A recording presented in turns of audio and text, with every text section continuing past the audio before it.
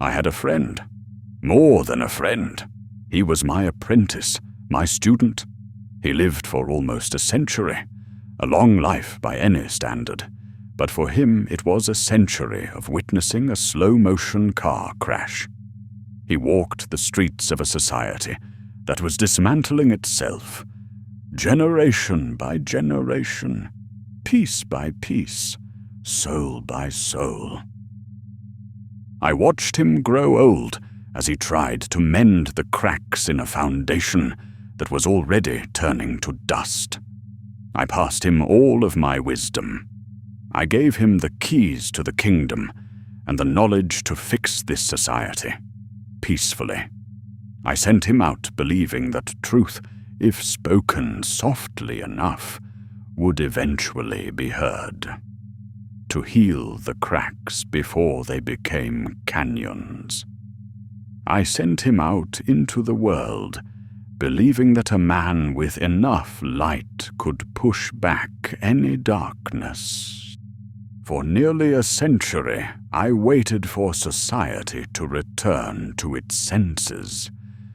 But the only thing that returned was a letter. The paper was thin, but the weight of it was absolute, and it says, "I failed. I tried to reach them.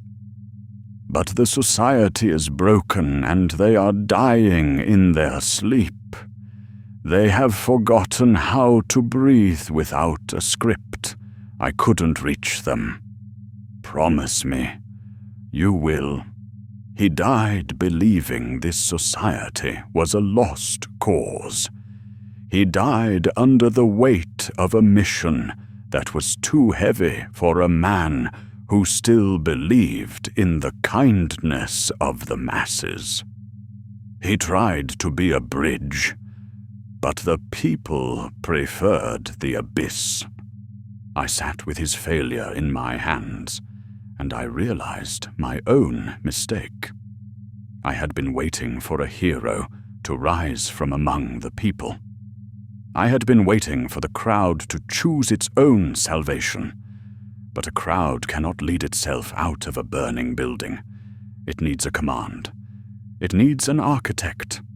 The time for peaceful suggestions has ended. The time for waiting for this society to fix itself is over. I have been the silent observer for long enough, guarding the flame while the society froze. The responsibility is no longer his. It is mine now. From this moment on, the puppet master steps out of the shadows to take command. The hand that pulls the strings is finally making a fist. I will be the architect of the new foundation. I will build what they could not. And I will lead those who are ready to wake up. And now, there's him, my new right hand, the new holder of my flame. Look at him. Truly look at the wreckage. To his family and relatives, he is not just a black sheep. He is a stain on their lineage, a burden they whisper about when he leaves the room. To his friends, he is a cautionary tale, the man who had potential, but chose to rot instead. He is a nobody, a bottom feeder, a culprit in the very decay my apprentice died trying to stop. He has lived as a parasite, feeding on the patience of those who loved him. He is a coward hiding in a man's body, trading his honor for cheap comfort and his future for temporary dopamine. He is a liar who has broken every promise he ever made to himself. He is the one that my student could never reach. My student's light was too soft, too kind to penetrate the thick layers of filth and ego this man has built around himself. The world has already written him off. They have labeled him a disaster, a bad investment, a monster that belongs in the abyss he helped create. But he is exactly what I need, because a man with dignity has too much to lose. This man, he has nothing. He is tired of the pity. He is sick of shame. He is ready to pay any price to kill the loser in the mirror. He will be my right hand in this broken society. He will be the one to do my bidding, executing my wisdom with the terrifying ruthlessness of a man who is fighting for his last breath. He will be the living proof that even a monster, even a disgrace, when given the architect's blueprint, can build a cathedral from the ruins of his own filth. My student gave his life for hope. Now I am giving my command for a result. Redressing a lifetime of disgrace is not the work of a moment. For my new right hand, I will initiate him. This is not a 24-hour fix for a broken soul. What I am giving him is a long journey through the fire. Long years of discipline. Long years of rebuilding. And long years of absolute execution. The disgrace he carries is the fuel for the flame, and my wisdom will be his forge. I will not hold anything back. I will pass everything to him, every secret of my knowledge, every pillar of my wisdom, and every ounce of the legacy my student died to protect. I will pour the entire blueprint into his hands until he is no longer a monster, but a master in his own right. He will be my right hand in this broken society, but a king cannot build an empire with one hand tied behind his back. He is the first to rise. But as you watch him, ask yourself, who will stand on the other side? This is Ternio Sena Novem. Watch us, for today the redemption begins. In this world, there are two kinds of truth. There is the real truth, the cold, hard gravity of how the world actually functions. And then there is the believed truth, the comfortable story the masses tell themselves so they can sleep at night. By that same law, there are two kinds of false. There is the deception, the lie told to you by others. And then there is the delusion, the lie you tell yourself to avoid the pain of the real truth. To understand this, you must hear the story of the fall. A very long time ago, there was a flock, hundreds of sheep living in a golden age. For generations, they thrived in absolute paradise. They knew no hunger, they knew no fear, and they prospered in a valley of abundance, protected by their guardians, the dogs. But just beyond the light, the pack of wolves was hiding in the shadows.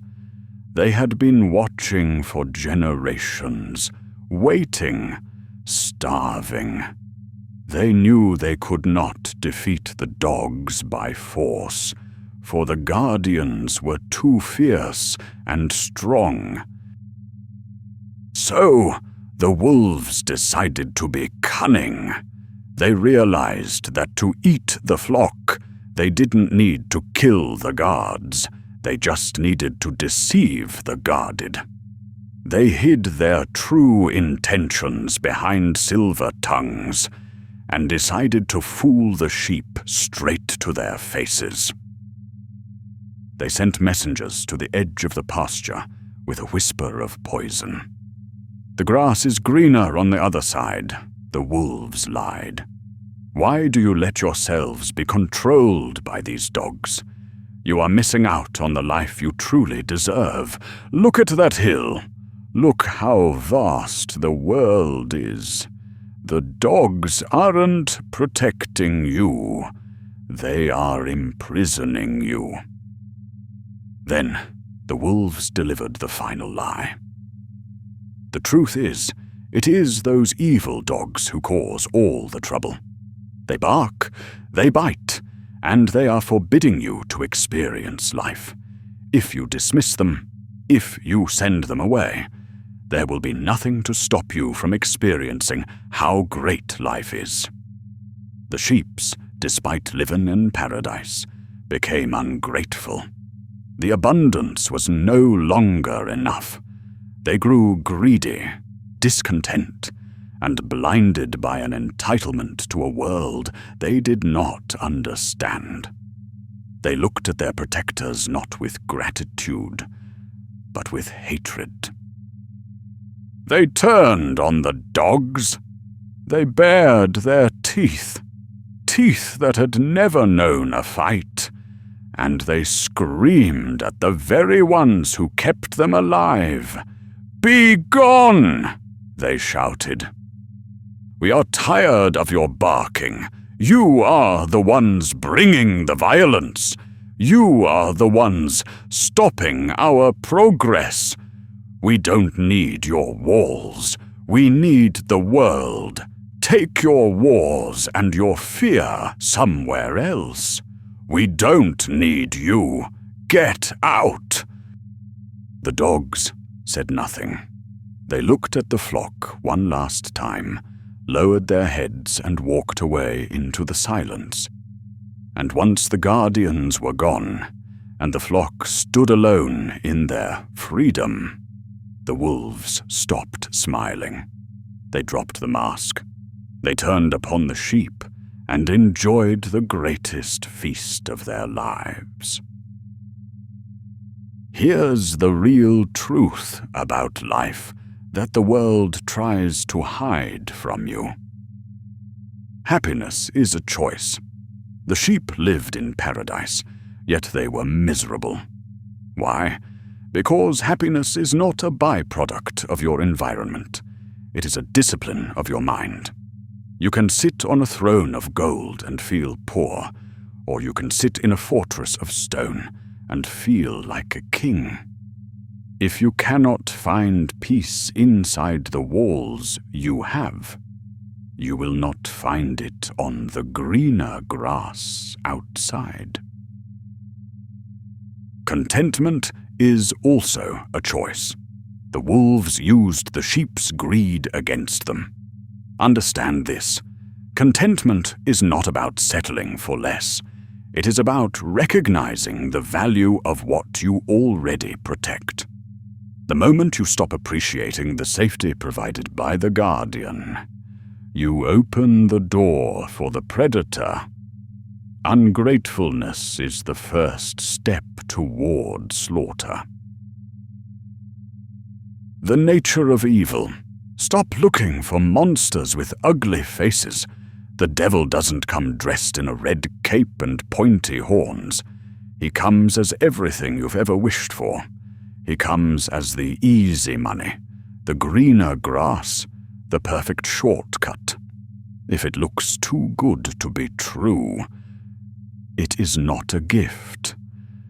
It is a lure. The fragility of belief. Be careful what you believe, because it might be a lie designed to disarm you. Just because a story makes you feel good doesn't mean it is true. The sheeps believed the wolves because the lie was comfortable. Skepticism is the armor of the guardian. Blind faith is the collar of the victim. Peace is a privilege of the protected. The believed truth says that violence never solves anything. The real truth is that your peace exists only because someone else is willing to commit violence on your behalf. You sleep safely only because rough men stand ready in the dark to visit harm on those who would harm you. Harmlessness is not a virtue. The believed truth says that being harmless makes you a good man. The real truth is that a harmless man is not good, he is just helpless. A rabbit is not virtuous because it doesn't eat the wolf. It simply can't. To be truly good, you must have the capacity to be dangerous, and the discipline to keep it sheathed. The burden of freedom. The believed truth tells you that freedom means no rules. The real truth is that total freedom is total chaos. The sheep wanted freedom from the dogs barking, and they got the freedom to be eaten. True freedom requires structure, hierarchy, and boundaries. The flattery of the predator. This is deception. The enemy will never tell you that you are weak. He will tell you that you are misunderstood and deserving of more. The wolves flattered the sheep to lower their defenses. If someone is feeding your ego while asking you to lower your shield, they are preparing to eat you. The lie of permanence. This is delusion, the belief that it will always be this good. The sheep thought their safety was a permanent law of nature, not a daily effort by the dogs. You tell yourself the bad times won't come, so you don't have to prepare. That delusion is why you are unprepared when the winter arrives. The willful blindness. This is the ultimate delusion, refusing to see the wolf because the wolf scares you. The sheep pretended the wolves were friends, because admitting they were predators would mean admitting the world is dangerous. You lie to yourself to avoid the fear, but the real truth does not care about your fear. It only cares about your readiness. Do you think this is just a story about animals? Look at your own life. Look at your own skin. There was a time when complexion was never a factor of value. A woman was beautiful, whether she was brown, fair-skinned, or black as the night. Beauty was found in the symmetry of the face and the fire in the spirit. The real truth was that your skin was simply a reflection of your ancestors and the sun that warmed them. But the wolves saw a market. They realized they couldn't sell you a cure if you didn't believe you were sick. So, they used their most powerful weapon, the screen. For decades, the TV shows, the commercials, and the movies began to whisper the deception. They showed you that the hero is always white, the villain is always dark, the rich are always fair, the poor are always burnt by the sun. They programmed you, generation by generation, to believe that your natural self was ugly, that your heritage was unacceptable. They planted the seed of self-hatred in your mind. And once you hated yourself enough, once the sheep began to look at their own brown or fair skin with disgust, the wolves arrived with the solution. They started selling you the chemicals, the whitening soaps, the lotions, the gluta drips, the camera filters, the makeups. They promised that if you just scrubbed away or cover your natural color, you would finally be happy. You would finally be worthy. This is the feast. They created a disease that didn't exist, insecurity, just to sell you the medicine. You pay them to fix a flaw that they invented. The wolves are not just feasting on your wallet. They are feasting on your identity. But it didn't stop at the skin. It went deeper. It went to the bone. A renowned artist once stood before the flock and sang a warning. He tried to remind you of who you actually are. He sang, "Tayo'y mga Pinoy, tayo'y hindi Kano. Huwag kang mahihiya kung ang ilong mo ay pango." And it translates to, "We are Filipinos. We are not Americans. Do not be ashamed if your nose is flat." It was a simple truth. It was a command to be proud of the face that your ancestors gave you. It was a call for the sheep to love their own reflection. But the sheeps, they did not listen. The song played, but their eyes were still fixed on the screens. The delusion was too strong. They looked at the wolves, with their high bridges and sharp profiles, and they felt ashamed. They felt that their own heritage was a defect. And what did the wolves do? They opened the clinics. They told you that your face needed correction. They told you that to be respected, you had to cut yourself open and insert a piece of plastic to mimic the face of a stranger. Now, look at the industry.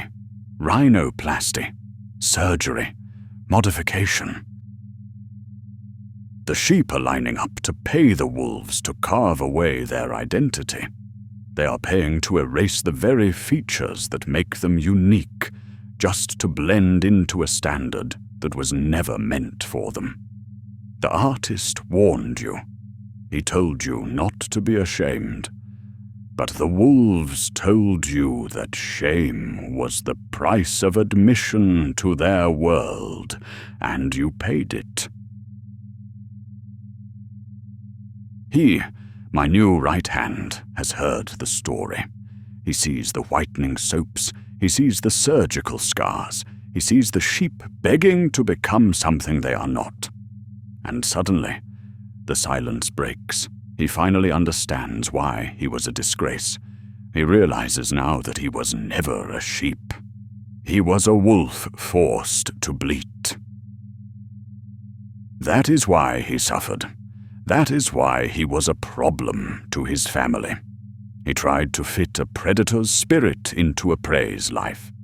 He had the fangs, the fire, and the aggression of the wolf, but he had no purpose. He was a weapon with no target. So instead of protecting the gate, he destroyed his own house. A wolf without a code is just a monster. But a wolf with a code is a guardian. I am not here to break his spirit. I am not here to declaw him or tell him to be nice like the sheep. I am here to leash him, to turn the wolf into the dog, to turn the disgrace into the authority. He must submit to the code. The world calls him a monster. Good. He isn't a sheep. He never was. He was a guardian in the making, a man who saw the real truth and was ready to start hunting just to survive. But I saw something the world missed. I saw the heart of a king buried under the scars of a criminal. He will be the bridge between my student's dream and the world's cold reality. Watch him closely, because for the next few years, The monster is going to learn how to hunt the wolves. To turn a monster into a guardian, you cannot just give him a weapon. You must give him a code. A monster without a code is just a beast. A beast destroys everything it touches, including itself. That is how he lived his life before I found him. Chaos, impulsive, hunger without direction. For the next few years, the chaos ends. If he wants the power I possess, he must submit to the discipline I demand. He is entering the forge, and in the forge, there are no negotiations. There are only laws.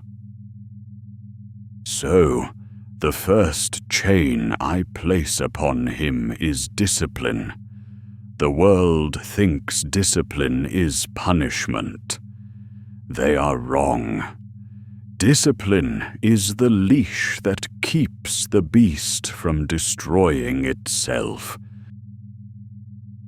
For the next few years, he is not allowed to do what he wants. He is only allowed to do what is required. He will wake when the moon is still out. He will deny his cravings. He will starve his distractions. He must learn that his feelings are irrelevant. The wolf does not hunt because he feels like it. He hunts because he must. Discipline is the art of doing the hard thing, especially when you do not want to. But discipline is useless if it only happens once. The amateur looks for intensity. He wants the montage, the sprint, the glorious moment of effort. But the master respects the rhythm. Consistency is boring. It is the unglamorous, repetitive pounding of the hammer on the anvil. Day after day, week after week, year after year. He must learn to love the boredom. He must understand that the cathedral is not built in a day of excitement, but in 1,000 days of laying bricks in the rain. He will show up when he is tired. He will show up when he is sick. He will show up when no one is watching.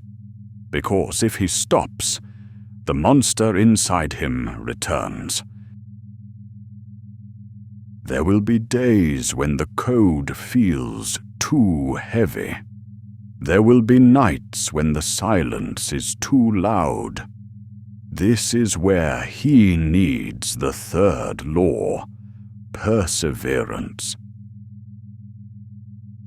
I will teach him that the fire doesn't just burn you, it reveals you. He is going to fail. He is going to bleed. The sheep will laugh at his efforts, and the wolves will try to discourage him. The world will try to break him. But he must stand. Perseverance is not just not quitting. It is the refusal to accept defeat as a final answer. When he falls, he must rise with a handful of dirt, ready to throw it in the eyes of the enemy. He must understand that pain is not a stop sign. It is the price of entry. The sheep are loud because they fear the silence. The wolves are loud because they need to intimidate. But the guardian moves in silence. From this day forward, he is forbidden from announcing his plans. He will not speak of his ambitions. He will not brag about his progress. He will learn to work in the shadows, building his strength while the world assumes he is sleeping. His results will be the only noise he is allowed to make. If they don't see him coming, they cannot stop him. Creation over consumption. Look at the sheep. Their entire existence is designed to consume. They eat what is fed to them. They watch what is shown to them, and they buy what is sold to them. They are batteries for the system. He is done being a battery. He is forbidden from consuming the poison of the masses. No more mindless scrolling. No more cheap entertainment. Every hour of his day will be dedicated to building. He will build assets. He will build systems. He will build the very structures that will protect him when the winter comes. He will stop feeding the machine, and he will start building his own engine. The amateur wants a prize tomorrow. The thief wants a payout today. But the master plays for the decade. He must accept that, for a long time, nothing will seem to happen. He will work, and he will see no reward. He will bleed, and he will hear no applause. This is the test. The world will try to break his patience. It will offer him shortcuts. It will offer him easy money. He must reject them all. He is not here for a payday. He is here for a legacy. He must walk through the fire for long years without asking for water, because the only thing that separates the guardian from the mercenary is what he is willing to endure. And finally, to keep his sanity in a broken world, he must master the ultimate quote: live and let live. But he must understand what this truly means. To live means to focus entirely on his own path, to build his own fire, to protect his own mind. To let live means to detach from the madness of the others. He cannot save everyone. He cannot fix every sheep, and he cannot chase every wolf. He must learn the stoic power of indifference. Let the fools be fools. Let the lazy be lazy. Let the critics shout at the wind. He does not answer to them. He answers only to the code. He protects the flock, but he does not lower himself to bleat with them. He lives his truth, and he lets the world spin in its own delusion. If he follows the laws of the code, if he endures the silence, the creation, and the boredom for years, something great happens. The monster inside him dies, the disgrace, the nobody, the culprit. It burns away in the forge. And from the ashes, a new man steps forward. He is no longer looking for redemption. He has earned it. He is no longer a sheepdog begging for scraps. He is the master of the farm. But do not mistake this introduction for the whole book. Do not think that because you hold these 7 laws, you hold the kingdom. You have barely touched the surface. What I gave you today is merely the survival kit. It is just a shield to keep you alive in the winter. But I have not yet given you the sword. I have not shown you the laws of conquest.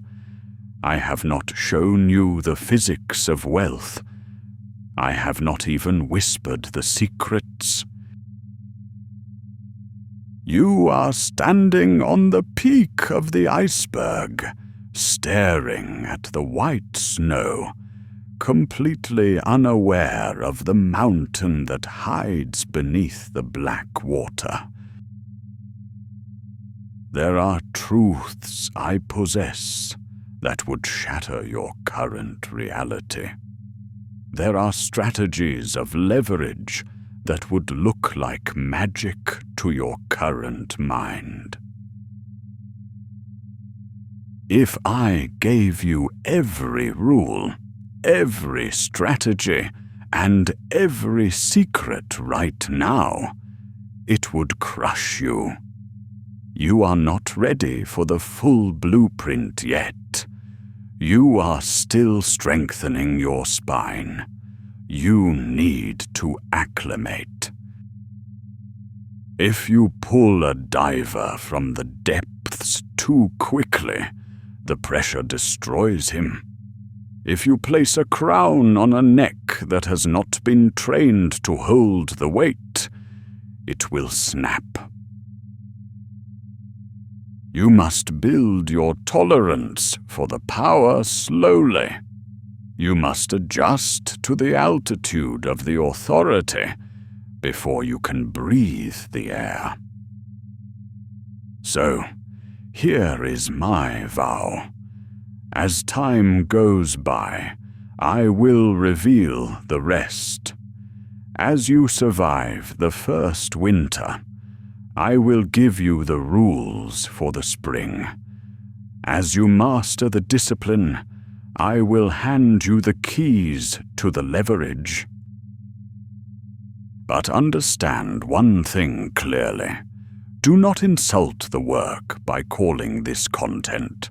Content is what you consume to kill time. Content is the junk food you scroll through to numb your brain. Content is for the sheep. This is not for entertainment. This is not a show. I am not here to entertain you. I am not here to dance for the algorithm or chase the coins of the masses. I do not need the money. I do not need the applause. I am doing this to fulfill a blood oath to a man who died trying to save you. This is a curriculum. This is a survival manual that has watched generations rise and fall. It is a relic of truth that refused to die, even when the world around it turned to dust. This is the blueprint that my apprentice died trying to deliver. Everything I will share is a lesson. Every message is a test. Every signal I send is a new key added to your ring. If you miss one, you miss the combination to the vault. My apprentice is watching from the grave.